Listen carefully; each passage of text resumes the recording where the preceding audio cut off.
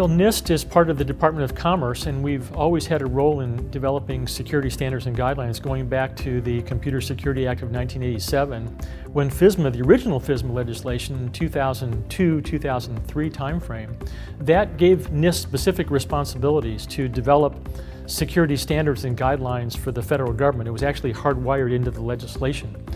And then, of course, over the years, the FISMA legislation has been updated. It's now the Federal Information Security Modernization Act, but our responsibilities have largely stayed the same.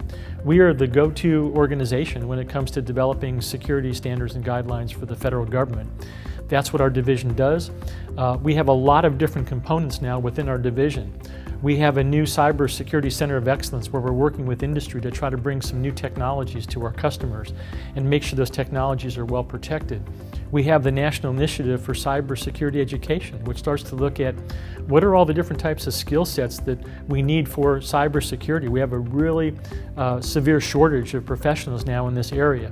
And the NIST initiative starts to look at how can we start to cultivate young people in getting an interest in cybersecurity as early as K through 12, and then moving them into the universities and the colleges and the trade schools, and how do we build that expertise so we can take advantage of that and hire those individuals to help us protect federal systems, and our critical infrastructure partners, industry, can hire those individuals.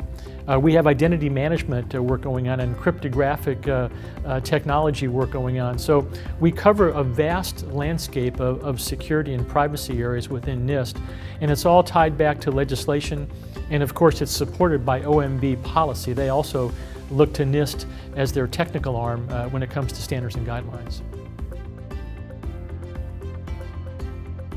The federal government is very large, and when you go back 5 or 6 years, there were 3 distinct sets of security standards and guidelines that were applied across the government. We had a set that the Department of Defense used.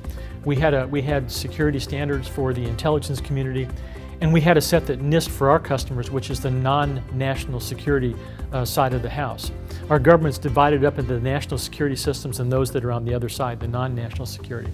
So we took a look at all of the standards and guidelines, and we said, do we need to have 3 different sets? Or since we're all using the same technology, maybe a little bit differently in the DoD or the Intel community, is there an opportunity to bring all of these disparate standards and guidelines together and develop a unified approach, a unified set of standards and guidelines that could be adopted across the entire federal government?